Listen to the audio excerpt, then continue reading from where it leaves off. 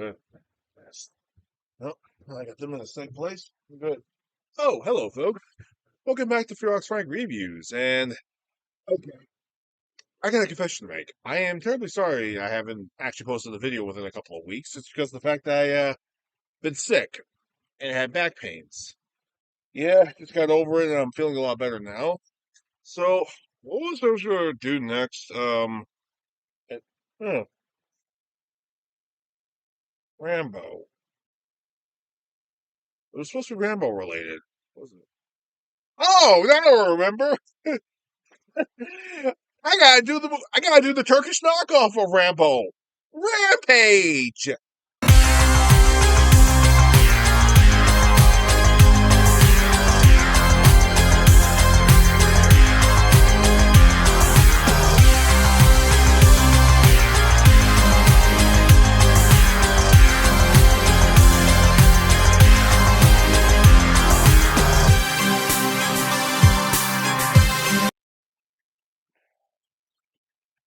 Hell happened. All that happened was the title sequence. My title sequence came up and I just stopped breathing for a second. It was weird. It's never happened before. I mean, huh. Is that what happens every time when the title screen pops up? I just stop breathing for a minute? Okay, that's a little disturbing. But anyway, let's talk about the Turkish knockoff film Rampage. And it's exactly that. It's basically Rambo, only done in Turkish. Yeah, sorry about that. Just here's the thing: this movie is actually kind of infamous online for being the Turkish Rambo film, and obviously being a knockoff of one of the Stallone films. It stars Turkish bodybuilder turned movie star Serdar playing Serdar. Right. And here's the thing: supposedly this is a film that's based off of the second movie, but the thing is, after watching it again, I realized it's kind of based on the first movie. Because ironically enough, when I rewatched the movie First Blood again, I realized one thing about Sidar's outfit. It looks oddly similar to Rambo's outfit from the first movie because he's wearing a tank top, he's wearing a black tank top and blue jeans in Rampage, but in First Blood he's wearing a gray tank top and blue jeans. While the rest of the series he's mostly wearing a black tank top and black pants. I mean, I think this movie was originally supposed to be based off on the original First Blood, but ironically enough, there already existed a Turkish First Blood that stars Turkish Chuck Norris, Cüneyt Arkin. I don't you know Cüneyt Arkin? Let me ask you a question. Who doesn't know Cüneyt Arkin? Okay, where do we begin with this? It all basically starts in the outskirts of Turkey, where we got a man who looks like the Pringles guy. So at this point, I will call him Mr. Pringles. I think he does. They do say his name at some point, but at this point, I'm going to call him Mr. Pringles because he looks like the Pringles guy. He gets kidnapped.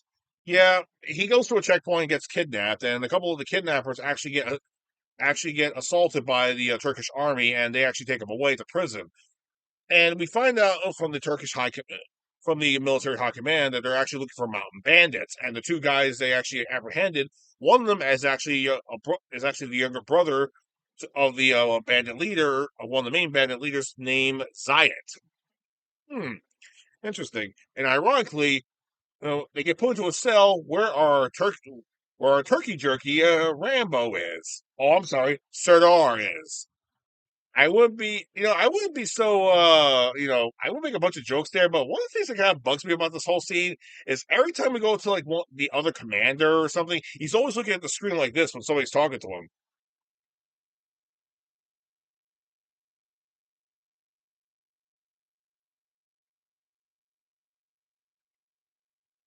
Stop doing that! It is freaking me out. Hmm. And unfortunately, I don't have a physical copy of this movie. I had to get a digital download, unfortunately, because it's surprisingly in the public domain, and it's kind of And finding a physical copy of it was kind of hard. I mean, there was a copy on Amazon for a while, but when I went to go look recently, there wasn't any. I mean, I'm sure there's one up there right now, but so screw it. I'm using the digital copy I own. But still, is this movie any good? It's downright stupid, but entertainingly stupid. So we find out that the Turkish army is trying to actually conduct a plan to actually take care of the mountain bandits once and for all.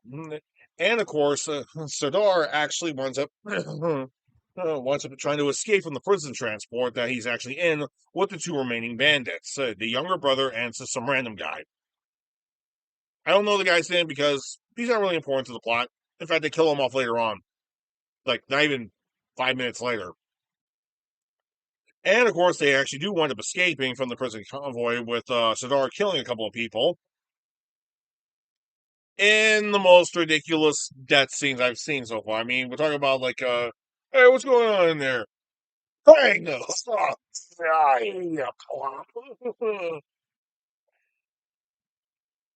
The death scenes are the most over exaggerated death scenes in any film. I mean, if they could make a movie based on over exaggerated death scenes, this would be, they would take a lot of the scenes from this film.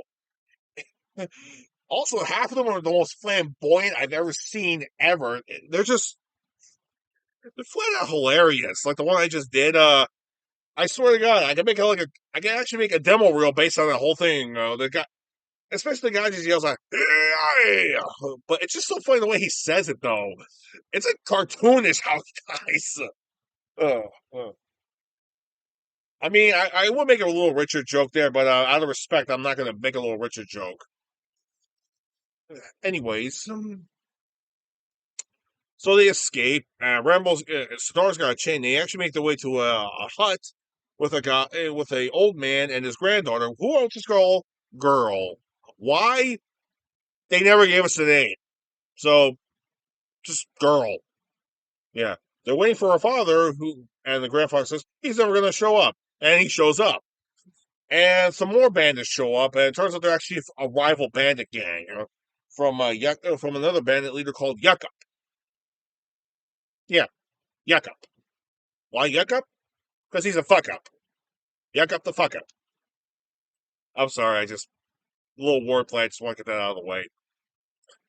So yeah, the guy that's with Rambo and the younger brother and girl. Okay, grandfather, father, and the other guy all get killed while younger brother and and Sadar actually kill the guys. And then he says, set the car's on fire. We can't leave any trace behind." Okay, dick. So they actually make it to Zayat's place. So Zayat actually wants to beating the crap out of, actually beats his little brother up. And of course, he beats up Sadar and actually buries his head, literally buries him up to here in sand, in the dirt. Did he? I'm sorry, did he take a wrong turn at Albuquerque at this point? I know I'm basically saying some lines from the Nostalgia Critic review from over a decade ago, but seriously, I was expecting Bugs Bunny to pop out right behind Sir Darth. Eh, what's up, Turkish jerk? Hey, you're with off Rambo, you know that? Okay. Anyway, you know where Albuquerque is? Because I took a wrong turn from there. Yeah,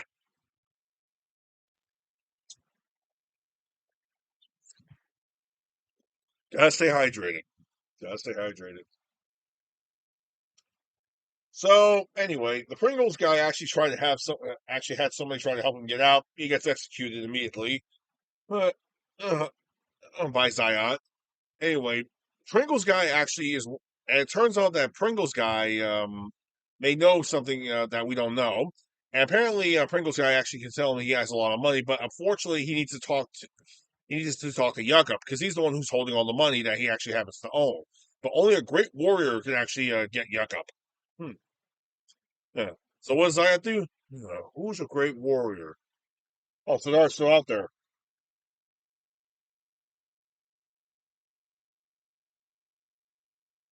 Oh, let Sidar do it. So yeah, they let Sidar do it after they torture him, and a very badly edited video, which doesn't make any sense. Yeah, it's like we're gonna whip him, hose him down, cut him up, whip him, hose him down.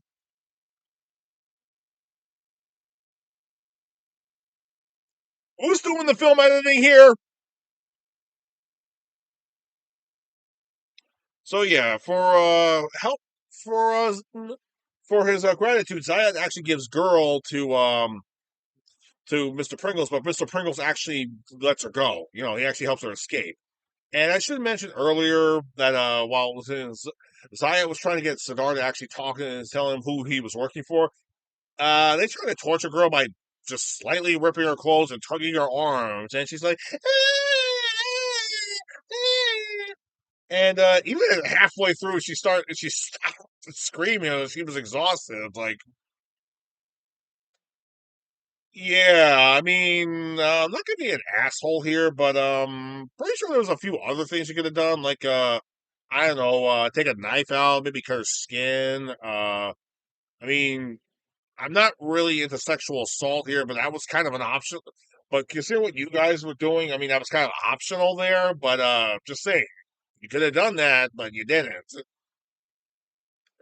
I mean, also with the knife, you could have actually, like I don't know, stab her a bit, or I don't know, like open, like I don't know, like rip her clothes off, like fondle her in front of Sidar. But no, you just tug on her slightly, just slightly rip her clothes a little bit.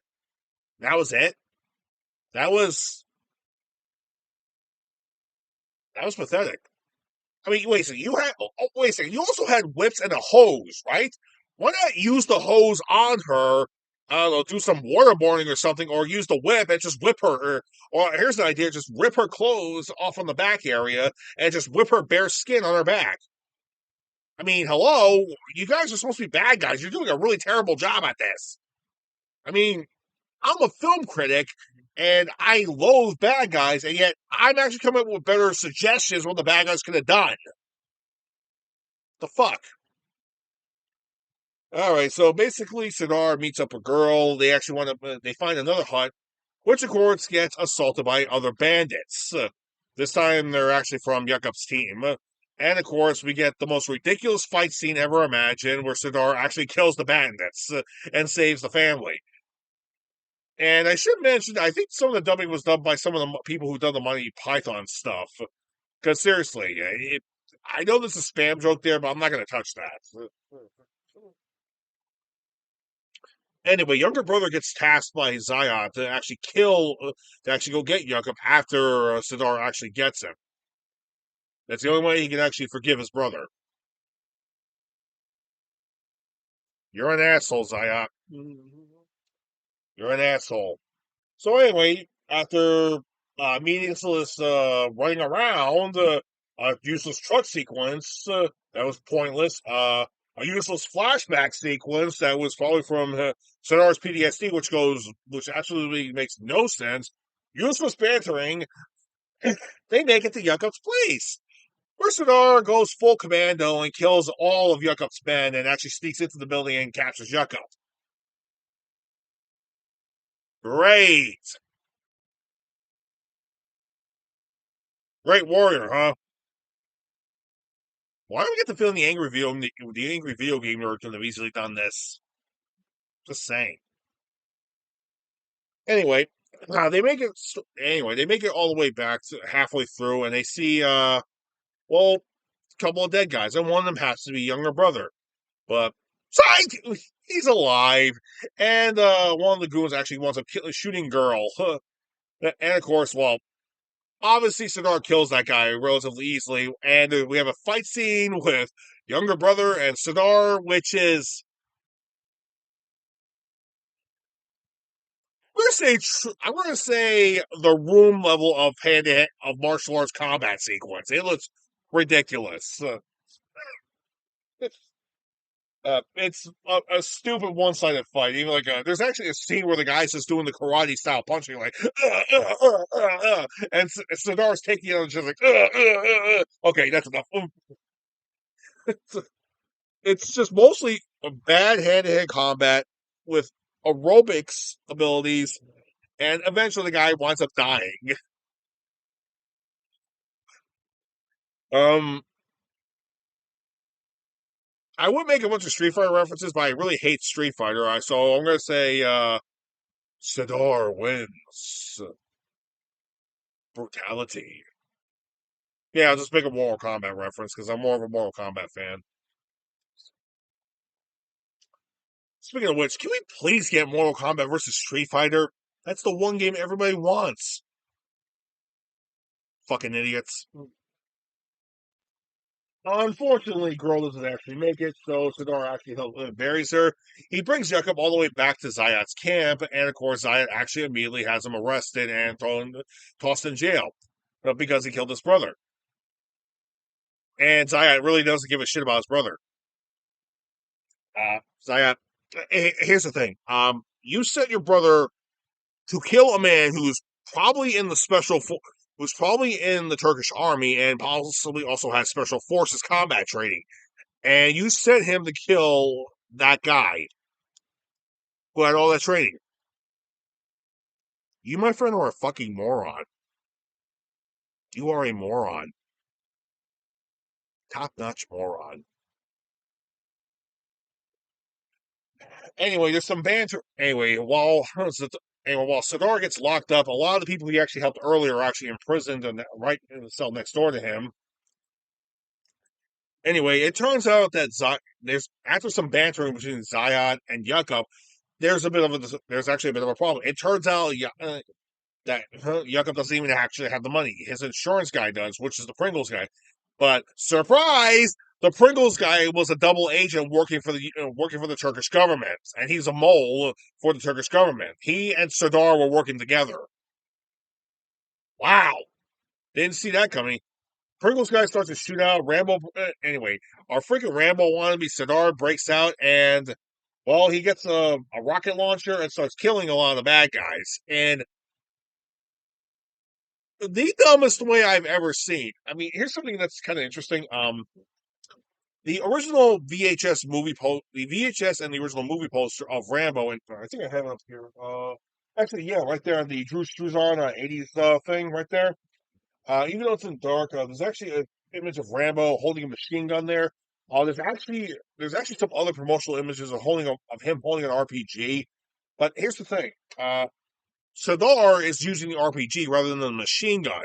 And it's clearly reference of that image of Rambo, which I think maybe that's what the guys who were making the film got the image and got the idea of making a Rambo film.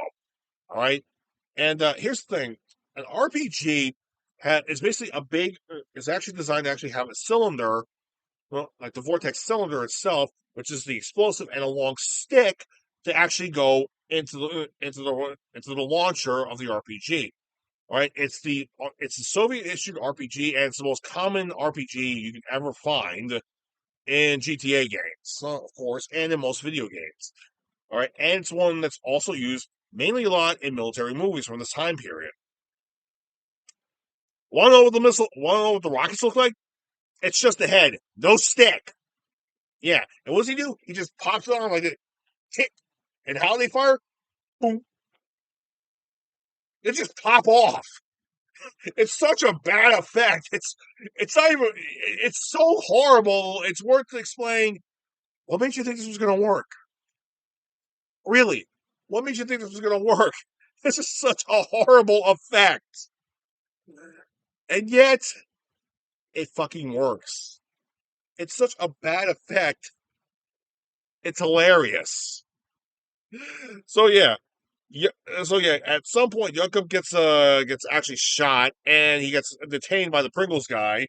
And while Sidar is just basically mowing down all the bad guys, and get this, the cavalry shows up by that one asshole colonel who keeps looking to the camera like this. Yeah, he shows up with the military, and they arrest most of the bandits, while killing half of them, of course. And Sidar is just blowing them all up. Where the hell is he getting all the ammunition for it? Does he have an infinite round of bazooka rounds up his ass? No. He picks the ammo up the ground. Yeah, like somebody just had sporadic RPG ammo all over the place. I I got nothing. That is so fucking stupid. It's not even funny. And most of the deaths are completely hilarious because they're so flamboyantly stupid. You just can't help but laugh. You just have to laugh. And Sonora actually makes it to Zion. He blows up. He blows the RPG up right next to him, and he has. Well, I'm assuming it was supposed to be blood, but he's like, there you go, you mutant bullfrog. Seriously, Zion's okay. I know I said bullfrog. I know earlier I probably should have called him a bullfrog, but seriously, his lips are like this. Now talk, damn it! I know you know something. Damn it, talk. Seriously, that's literally what he looks like. He looks like a fucking bullfrog. So if anything, I should have called him bullfrog throughout the whole video. But fuck it. So what does Sinar do? Well, before he delivers the final blow, Girl gives him a final message. Thank you for not making me live in the world of darkness. Thank you for releasing me from my world of darkness. You are a great man, Sinar. Oh, and what does Sinar do? With the RPG launcher, he beats the shit out of the guy until he dies. And he dies. Somebody who looks like Slugworth from the Willy Wonka film comes by, tells them all, great job. They did a great effort. The Colonel gets congratulated. Mr. Pringles goes back to his work in the government. And Sonora just wants to go back to the military. And the movie just ends. Yeah, there's no happy ending, there's no bad ending, there's no sad. It just fucking ends. That's it. Okay. That was kind of ridiculous. But the movie's over. So do I recommend this movie? Yeah, I kind of do because it's stupid. It is very stupid, but it's entertainingly stupid. I mean, also keep this in mind. This is the first Turkish film I have actually done on my show. I am close to about 300 episodes. I got like a few left. Well, at this point, really a couple, but still, think about this. I just did a Turkish knockoff film, something I've never done yet on my show. I did it. You're welcome. Anyway, what am I gonna do next time? I think it's time we head to Miami. Miami for the connection. So the next time we'll take a look at this this fantastically messed up 80s film, Miami Connection. Xerox Frank, signing out.